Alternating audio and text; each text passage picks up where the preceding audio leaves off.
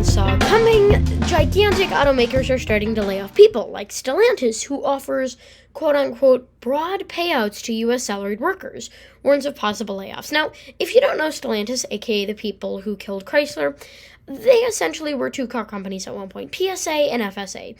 PSA, I might be getting this wrong, it might be flipped up. I believe PSA with like foreign car manufacturers, like Peugeot and Vauxhall. I believe that's what it was. And then FSA was the ones who owned Fiat, Dodge, Ram, Jeep, Chrysler, Maserati. They merged together to form Stellantis. And then Carlos Trevevez came in, and he said, well, it's apparent in the way that he leads the company that EVs and feeling good inside about promoting a product that makes us a lot of money is better than actual sales. So while the profit margins are decent on these on these electric vehicles, they're not selling at all. So, which means they need more layoffs, which is going to be terrible. Thousands to lose their jobs as Volkswagen slashes $11 billion in cuts. This was December 7th, 2023. Now, keep in mind, up. Very late. That's like when I would write an article. Yeah, we saw this coming. It's not old. I would say this article is still very relevant. But yeah, if you don't know precisely what happened here, it's happening again. Volkswagen is trying this weird thing where they're trying to be extremely successful in foreign markets, especially China, right? They're really making the move towards China. That's where they feel like they should be, right? And China sales fell when they expected them to grow, right? Volkswagen has had a very, they're very scrumpy in, the car market, right? They just killed off the Golf, right? The Golf GLI and everything, that's still being made. But the Golf, not as a whole, but the Golf, specifically just the Golf model, was killed, and that was very bad. Then they had some union stuff. They've been very shaky lately. And their main income earner, Audi, faltered. Believe it or not, big cars aren't selling that well. GM lays off more than 1,000 salaried software and service employees. This was August 19th, 2024. It's just terrible. Now, if we look at GM sales, we can see ever since 2016, with an exception in 2020, it's been downward spiral. Very, very down, down, down. Now, you may say, why is this happening, right? Why are they having to lay people off, and why are things getting worse for them? When they used to be decent, why is there just this gigantic stretch from 2022 to 2016? The answer is shit like this. They just kept making garbage. They came out with the Cruise, killed off the Malibu. This is something that I don't like to see, where they kill off long-time models and replace them with other ones. Kia does this a lot, right? They imagine the Forte after killing off another one of their cars. Every 10 years or so, they switch up the brand name. Meanwhile, the Corolla's been here since 1984. When I drive a Corolla, I don't think about the car that I'm driving. I think about the entire history of the vehicle, right? The Chevrolet Cruze has no history whatsoever. It was Imagineered by GM in 2008, I believe, and it was ugly, and it was terrible, and nobody really liked it. Just these awful cars. It wasn't very reliable, just awful.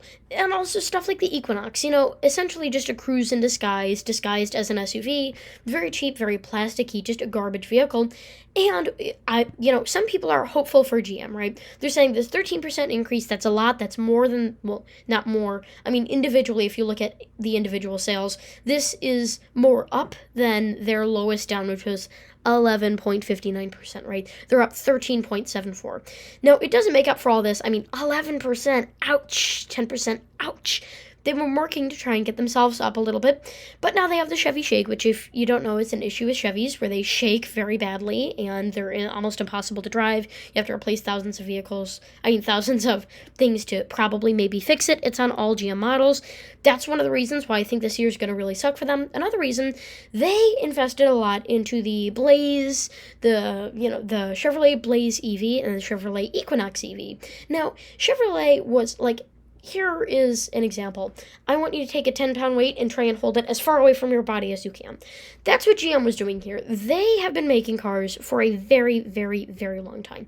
And yet, right, their gas combustion engine cars still have regular problems. So when they jump into something like EVs, where it's the first generation of the technology, yes, they did help pioneer it with the GM EV1, one of the first ever vehicles to be a GM and not a Chevy or some other shitty brand name, except for the AVO, which had a GM badge there for a little bit point in time.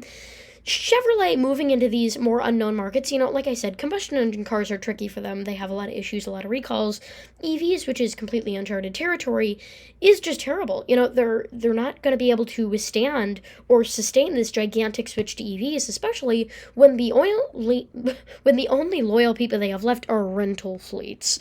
GM's just doing bad. So yes, the 13% increase looks good. But now we have the Chevy Shake in very expensive Chevrolet vehicles. They've killed off all their affordable cars.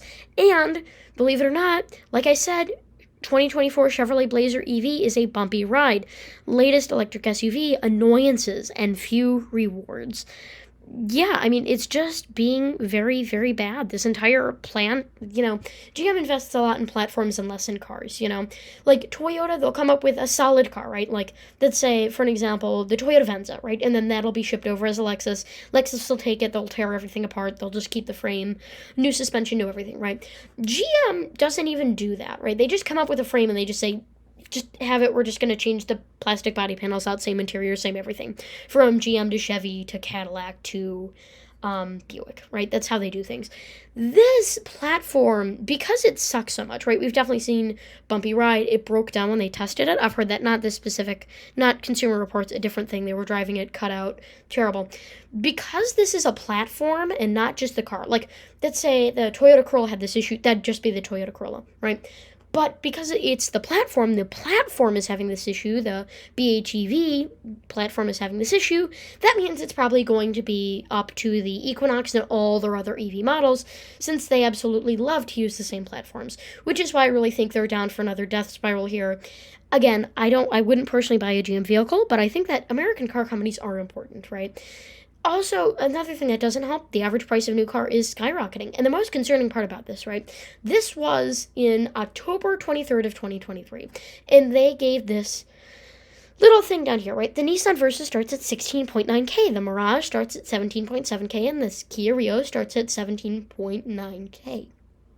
The Versa being the cheapest one, the Mirage being right in the middle. A lot of people love that car. And the Rio being, most expensive. As of right now, 2024, August 2024, these all have been discontinued, which means the few cheap options, remember, this is new cars with the starting price below 20K, the 3 cheapest new cars, have all been discontinued, which is sending that average new price up. We have very cheap options. People are just being forced to buy used, and the cars that do come out are being terrible. Meanwhile, we've seen Toyota, they've been affected some years. They haven't had a death toll. They've been doing very well, and I really think they're going to get, remember, we're 3/4 of the way through. If they can get another 600,000-700,000 sales, that'd be great, and then they'll, do good, right? So far, Toyota's been doing very well, actually, and I'm very impressed with how they've been doing. Because, like I always say, no matter what year, no matter what fad, no matter what technology, people always need cheap, reliable transportation. That's just really it, right? And then no matter how many EV credits they throw out, the government, there's a big debate on this, right? There's different, imagine it like an iceberg. Some people think that the iceberg is very deep. Some people think it's very light. Some people think that the government is naive and they're coming out with these credits for clean vehicles just because they think they're good for the environment. Some people think that they know that the government knows that EVs are bad for the environment inherently, but they know that they usually have very high profit margins and you can overcharge people for those EVs because it's new technology. And some people think that the US government has chips in our brains that are telling us what to buy. There's different levels as you go down. There's also the Honda Prologue, which is essentially if you took the entire auto industry and wrapped it up. First of all, it's way too damn expensive for a Honda. Second of all, it's of course rebadged. Third of all, it's of course an unreliable GM brand being marketed under Honda because Honda doesn't give a shit as long as they making money. They're just doing great. And it's of course going to be unreliable, and I am 100% sure that this will inherit the exact same issues as the Blazer EV. So there's not much else to say here, right? Is there any hope? Yeah, kind of, sort of. I mean, if these companies realize their own ways and then kind of fix themselves, do a hard reset, yes, everything can be fine and dandy. We can have Volkswagen back, we can have Stellantis, Chrysler back, we can have decent GM vehicles. I would kill someone to go back. I would kill someone to go back to these days. The cars sucked, but at least they weren't pushing for EVs and they were not that bad, right? Now that the cars are terrible, they're not selling. No wonder why. There's not much else to say here. Yeah, I hope you enjoyed my video. With that, thank you for watching. Don't forget to comment, like, and subscribe. And I will see you all real soon.